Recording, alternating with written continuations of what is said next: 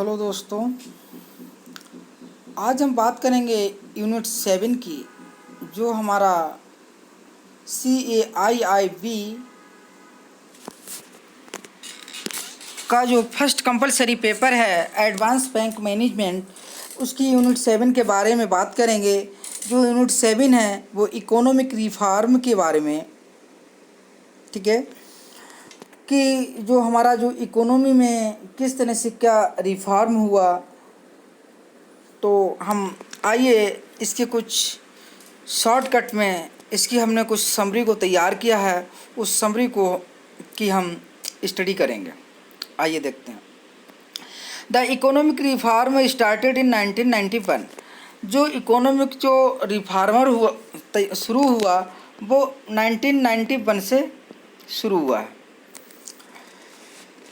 जैसा कि आप लोगों ने सुना होगा कि नई औद्योगिक नीति यानी 1991 के बाद में बहुत तेज़ी से रिफॉर्म हुआ। रिफॉर्म का मतलब होता है कि जो एग्जिस्टिंग गाइडलाइन है उनको रिप्लेस करके नई गाइडलाइन को लाना। मतलब जो पुरानी टेक्निक है उस पुरानी टेक्निक को अगर हम रिप्लेस करके नई टेक्निक अपनाते हैं तो वो काइंड ऑफ रिफॉर्म है, यानी हमने पहले को सुधार दिया है। मतलब टेक्नोलॉजी को या अपने विचारों को या जो तकनीक हम यूज करते थे तो उसको हमने क्या किया, अपग्रेड कर दिया। तो जो अपग्रेड करना ही रिफॉर्म है, ठीक है। तो इसकी जो शुरुआत हुई थी, कब से हुई थी? The economic reform started in 1991। 1991 से इसकी शुरुआत हुई थी। Real sector policy measures mainly focused on the manufacturing service sector in the earlier stage of reform process. जब ये रिफॉर्म का प्रोसेस शुरू हुआ था तो सबसे पहले मैन्युफैक्चरिंग सेक्टर को अपनाया गया। बोले पहले मैन्युफैक्चरिंग जो सेक्टर है उससे इसकी शुरुआत की जाए। और सबसे पहले जो इसका जो स्टार्ट हुई, जिसकी इसकी शुरुआत हुई रिफॉर्म की, तो वो मैन्युफैक्चरिंग सेक्टर से इसकी शुरुआत हुई। एक एक्ट बनाया गया था 1969 में, monopoly and restrictive trade practice act 1969, MRTP act. MRTP act की जो फुल फॉर्म है, M for monopoly, R for restrictive और T फॉर ट्रेड और P फॉर प्रैक्टिसेस। यानी MRTP act, monopoly and restrictive trade practice act 1969।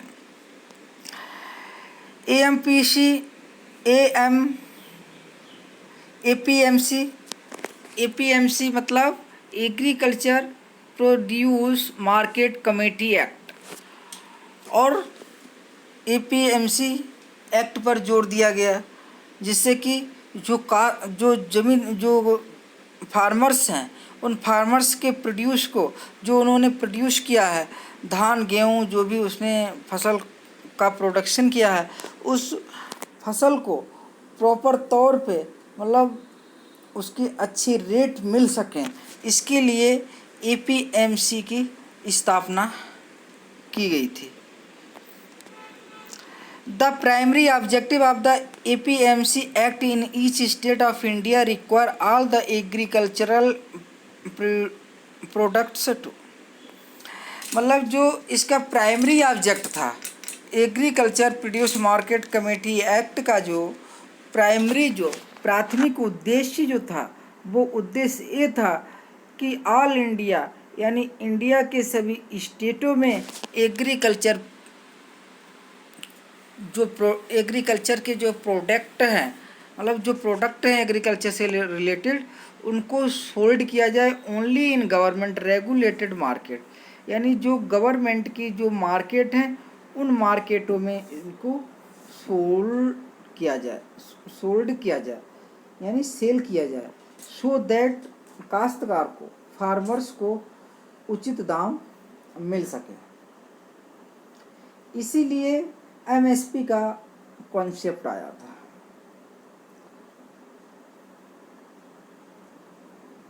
This was amended and permitted the farmers to bypass the mandatory requirement of regulated market. और उस समय क्या हुआ था, जो mandatory requirement of regulated market की थी, तो उसमें इन्होंने अमेंडमेंट किया। एक एक्ट बना essential commodities act 1955। Financial sector reform have been arrived out in accordance with the recommendation made by basically 3 committee.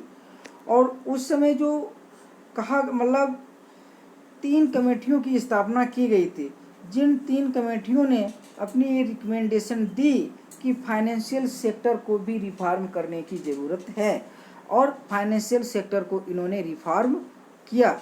वो 3 कमेटी कौन सी थी? पहली कमेटी थी Narasimham committee report on financial sector reform 1992।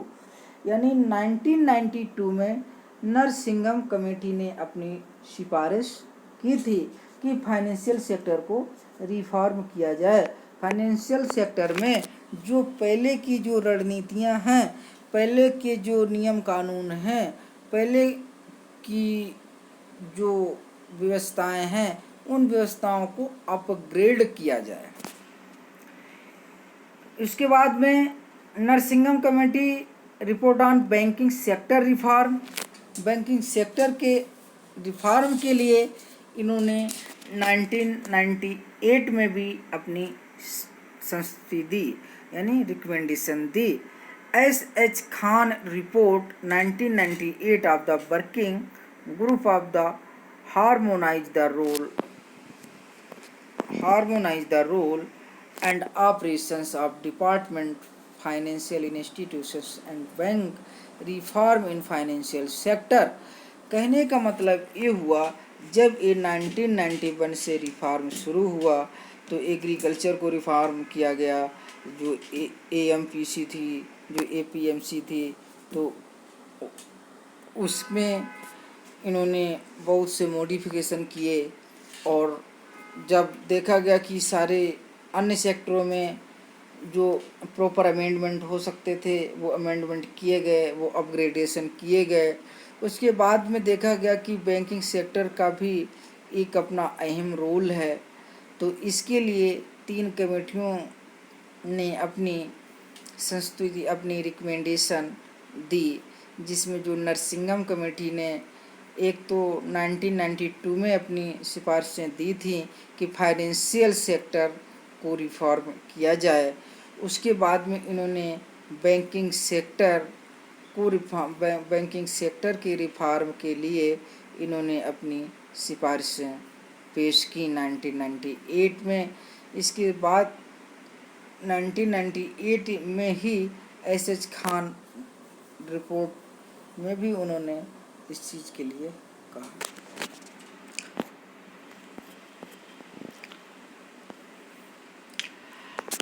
IRS की बात करें, IRS interest rate swaps. IRS interest rate swap, जैसा कि IRS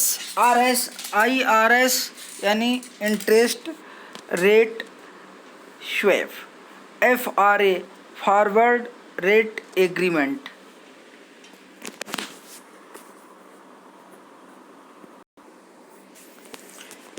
इंटरेस्ट रेट स्वैप्स, ये IRS क्या होता है? IRS की अगर हम बात करें तो ये होता है trading fix rate and variable interest rate. ये एक प्रकार का ट्रेडिंग में यूज किया जाता है, जो फिक्स रेट पर भी हो सकता है और वेरिएबल रेट पर भी हो सकता है।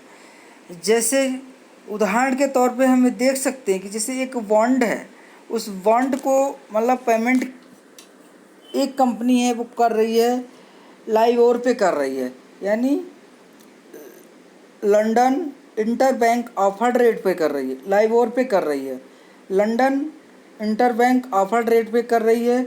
जबकि दूसरी कंपनी है वो उसको एक फिक्स रेट पे दे रही है। जैसे उदाहरण के तौर पे 5% उसने फिक्स कर रखा है कि 5% पे देंगे, ठीक है। FRA forward rate agreement, collateralised borrowings and lending obligations, CVLO। कभी कभी फुल फॉर्म आ जाती है कि इसकी फुल फॉर्म क्या है, CVLO की फुल फॉर्म क्या है। तो फुल फॉर्म इसकी हो जाएगी collateralised borrowings and lending obligation, CD, certificate of deposit और short term borrowings in the form of usance promissory note having a maturity of not less than 15 days up to maximum of 1 year. जो CD certificate होते हैं ये short term burrowing के लिए, जो बड़ी बड़ी कंपनियां हैं वो शॉर्ट टर्म बारोइंग के लिए मतलब इसको यूज करते हैं, जो कम से कम 15 दिन का होता है और मैक्सिमम 1 साल का इसका टेन्योर होता है। Commercial paper is an unsecured money market instrument issued in the form of a promissory note. जो कमर्शियल पेपर होता है ये भी क्या है, ये अनसिक्योर्ड मनी मार्केट का इंस्ट्रूमेंट है और जो प्रोमिसरी नोट की तरह यानी प्रोमिसरी नोट के रूप में इशू किया जाता है। Who can issue commercial paper, commercial paper को कौन इशू कर सकता है? कमर्शियल पेपर को highly rated corporate borrowers, primary dealers and satellite dealers and all India financial institutions, यानी इसमें जो हाईली रेटेड कॉरपोरेट बारोवर हैं वो इसको इशू कर सकते हैं, प्राइमरी डीलर्स इसको इशू कर सकते हैं, सैटेलाइट डीलर्स इशू कर सकते हैं, और या फिर जो FIs हैं, FIs भी इसको यानी फाइनेंशियल इंस्टीट्यूशंस भी इसको इशू कर सकते हैं। Future and option represent two of the most common form of the derivatives. Future and options represent two of the most common form of derivatives.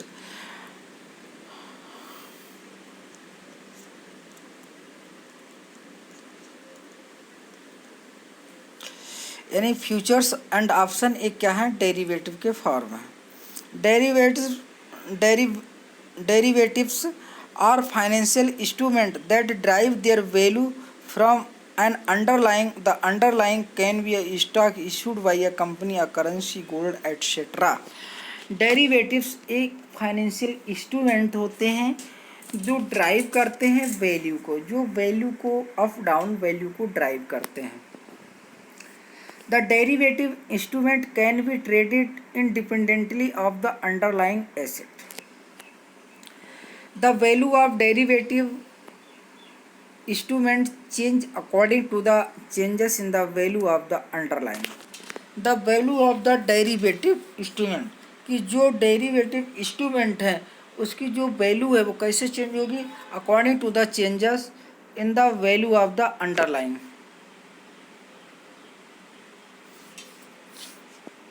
Derivatives are of two types के derivative होते हैं। Exchange traded over the counter, एक तो होता है over the counter और एक होता है exchange traded. Exchange traded derivative as the name signifies are traded through organised exchange around the world. These instruments can be bought and sold through these exchanges just like the stock market. यानी जो derivatives के जो 2 type होते हैं, exchange traded और over the counter. तो exchange traded derivative की अगर बात करें तो ये just like a stock market जो होता है उसी की तरह एक काम करता है। Some of the common exchange traded derivative instruments are future and option. जो some common exchange traded derivatives हैं वो क्या हैं, फ्यूचर्स एंड ऑप्शंस हैं। Over the counter popularly known as OTC, over the counter को ओटीसी के नाम से ये पॉपुलर है। Derivative are not traded through the exchange. ये जो डेरिवेटिव्स होते हैं जब एक्सचेंज के थ्रू ट्रेड ना किया जा सके, एक्सचेंज के थ्रू ना किए जा सके, ठीक है। जैसे पहले वाला क्या था, एक्सचेंज ट्रेडेड। एक्सचेंज ट्रेडेड तो क्या थे, एक्सचेंज के माध्यम से ही, मतलब एक्सचेंज के माध्यम से ही ट्रेड किए जाते थे। जबकि ओटीसी जो है ओवर द काउंटर हैं, तो ये जो डेरिवेटिव होते हैं इनको एक्सचेंज के माध्यम से ट्रेड नहीं किया जा सकता है। They are not standardised and have varied features. और ये स्टैंडर्डाइज्ड नहीं है, इसके various features. Some of the popular OTC instrument are forward swap, swaption etcetera. OTC के कुछ इम्पोर्टेंट इंस्ट्रूमेंट हैं, वो क्या हैं, जैसे कि फॉरवर्ड्स है, स्वाइप्स है, swaptions etcetera. Future, a future is a contract to buy or sell the underlying asset for a specific price at the predetermined time। Future क्या होता है, फ्यूचर का मतलब सीधा सा है कि आगे आने वाला, ठीक है। तो इसमें क्या होता है, a future is a contract to buy or sell the underlying asset for a specific price at a predetermined time। जो पहले से ही हम डिटरमाइन कर लेते हैं कि ये इस रेट में ये चीज़ बिकेगी, या इस चीज़ में हम इस चीज़ को, इस रेट में हम इस चीज़ को खरीद सकते हैं। If you buy a future contract it means that you promise to. अगर आपने कोई फ्यूचर कॉन्ट्रैक्ट से कुछ चीज़ को बाय किया है, खरीद किया है, आपने कहा कि भाई हम इस चीज़ को खरीद रहे हैं और हम 4 दिन के बाद में हम पैसा दे देंगे, ठीक है, तो वो हमारा क्या कहलाएगा, फ्यूचर कॉन्ट्रैक्ट कहलाएगा। यानी हम फ्यूचर की डेट में हम कॉन्ट्रैक्ट कर रहे हैं। It means that you promise to pay the price of asset. इसका मतलब है कि आप एक कह रहे हैं कि जो एसेट का प्राइस है वो हम पे करेंगे एट अ स्पेसिफाइड टाइम। आगे जो टाइम आ रहा है, आगे कुछ दिनों के बाद में, जो फ्यूचर में एक स्पेसिफाइड डेट एंड टाइम को हम पेमेंट इसका करेंगे। If you sell a future, यदि आप फ्यूचर में सेल करते हैं तो you effectively make a promise to transfer the asset to the buyer of the future at the specified price and a particular time. Every future contract has be the following.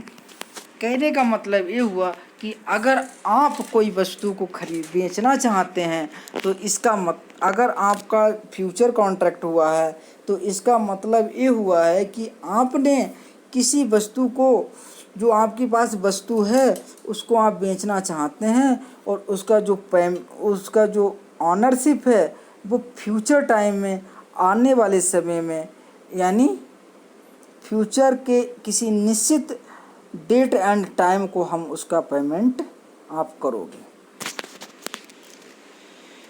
Buyers seller price expiry. Some of the most important assets on the futures contract are available are equity, stock, index, commodities and currency। यानी कि जो most popular assets हैं वो assets future contract की क्या हैं, जैसे equity stock है, इंडेक्सेस हैं, कमोडिटीज हो गए या currency. The difference between the price of the underlying asset in the spot market and the future market is called basis, as spot market is a market for immediate delivery। spot market का मतलब क्या हुआ, जो spot market होती है, spot market का मतलब होता है जैसे कहते हैं ना ऑन द स्पॉट उसका हमने एक कर दिया, तो यानी तुरंत इमीडिएटली, यानी डेट ऑफ डिलीवरी सेम होती है। Date of agreement and date of delivery both are the executed on the same day। Option contract are instrument that give the holder of the instrument the right to buy or sell the underlying asset to the predetermined price. जैसा कि अभी हमने पहले भी पढ़ा था कि option क्या है, option contracts are the instrument, options एक प्रकार के कॉन्ट्रैक्ट होते हैं that give the holder of the instrument, जो उस इंस्ट्रूमेंट का होल्डर है उसके पास ये राइट है कि वो उसको बाय और sell the underlying asset at predetermined price, कि जो प्री डिटरमाइंड प्राइस है, जो पहले से ही प्राइस को डिटरमाइन किया गया है, फिक्स किया गया है, उस प्राइस पर वो उसको खरीद या बेच सके। To buy the asset the,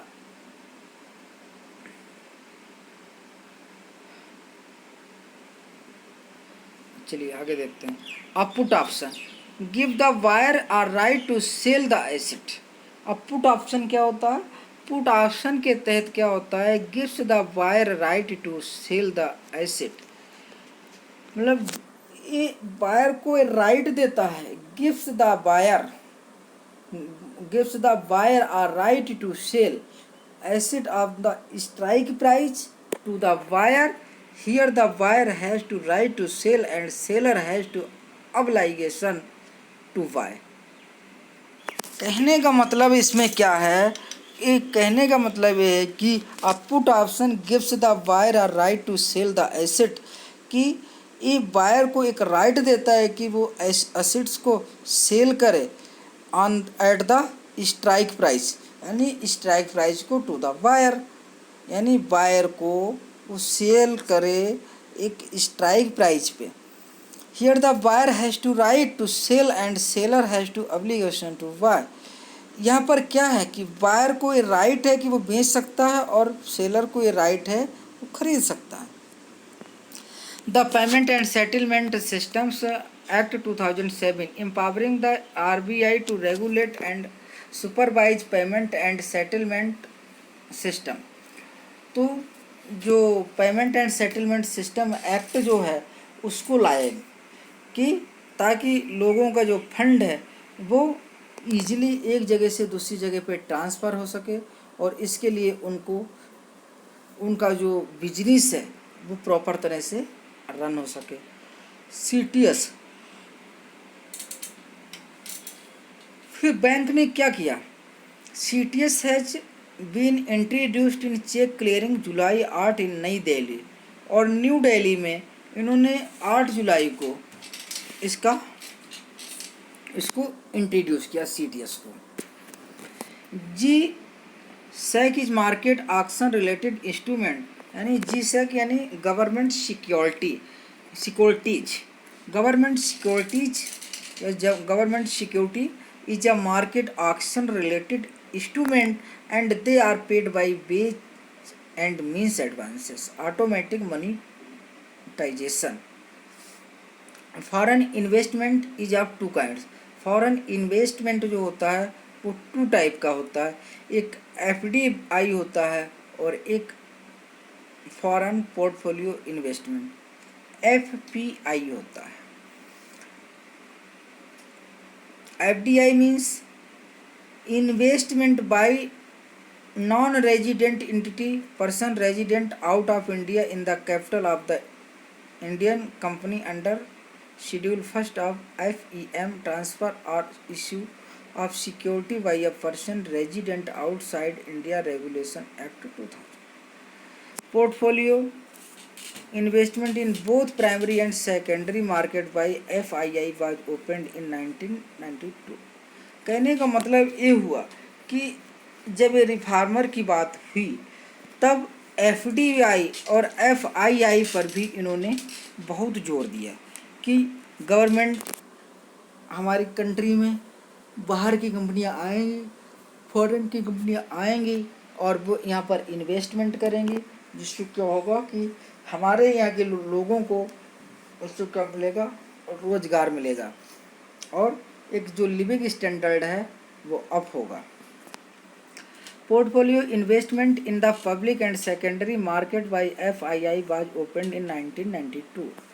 ECB European commercial bank की स्थापना की गई। सोर्स ऑफ इसका कार्य क्या था? Source of fund for corporate from abroad with advantage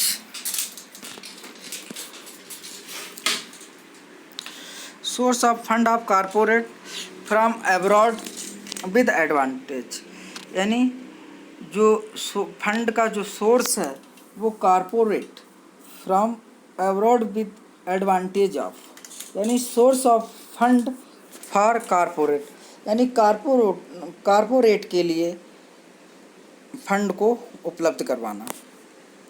lower rate of interest prevailing in the international financial market, जो इंटरनेशनल फाइनेंशियल मार्केट है उसमें रेट ऑफ इंटरेस्ट को लोअर रखना।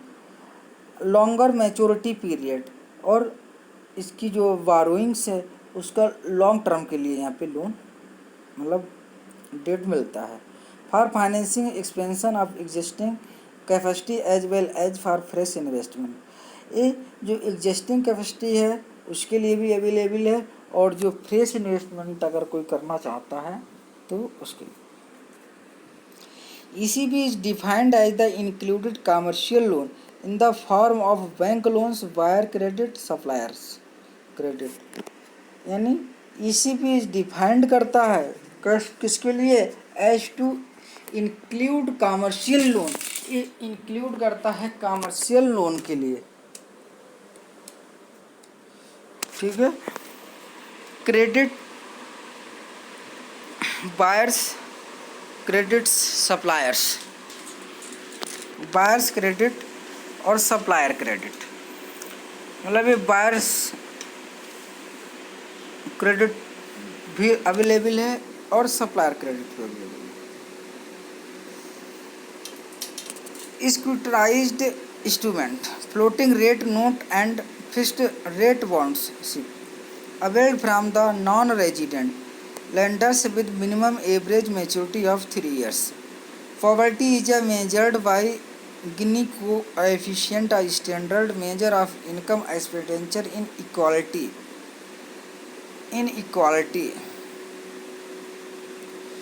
The Gini coefficient, invented by the Italian statistician Gordo Gini, is a number of between 0 and 1 of the measure the degree inequality in the distribution of income.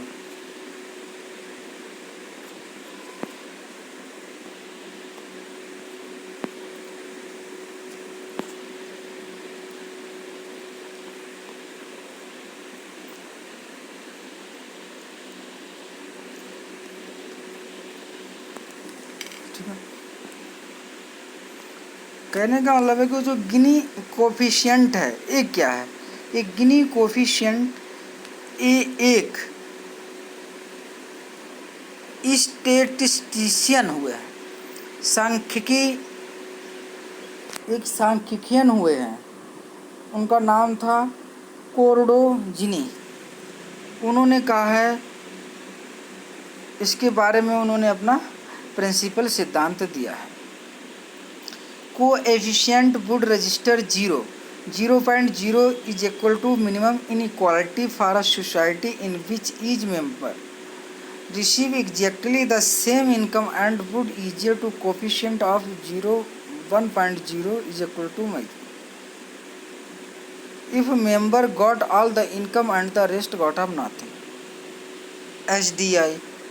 SDI Human Development Index, a widely used indicator of socio-economic conditions, has placed India at 132 out of 189 countries in the world in the year 2006। यानी SDI में जो है India की जो position थी वो 132 थी 2006 में। SDI में जो इंडिया की जो पोजीशन थी वो कितनी थी, 132 थी।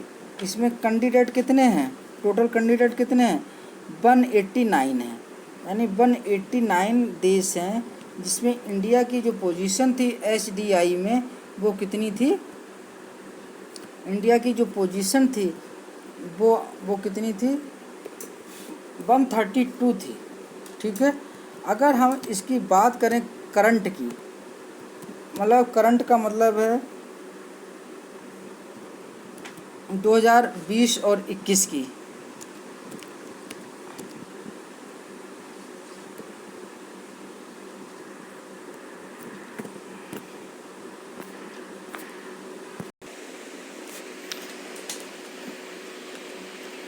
ये 2006 में जो इंडिया की रैंक थी वो 132 थी 189 कंट्रीज में। जबकि अगर हम बात करें रिसेंट का जो HDI ह्यूमन डेवलपमेंट इंडेक्स जो है 2019 के तहत अगर हम बात करें तो इसकी जो रैंक है वो रैंक 131 रह गई है।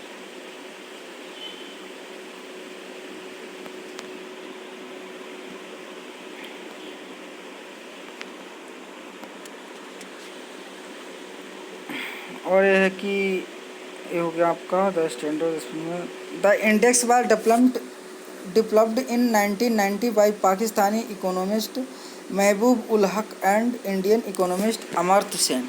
ठीक है, जिनको इकोनॉमिक्स में क्या किया गया था, नोबेल पुरस्कार भी दिया गया था अमर्त्य सेन को। तो ये जो HDI इंडेक्स है ये किसके द्वारा डेवलप किया गया था? ये पाकिस्तानी एक इकोनॉमिस्ट थे उनके और अमर्त्य सेन के द्वारा इस HDI इंडेक्स को इंट्रोड्यूस किया गया था 1990 में। थैंक यू दोस्तों।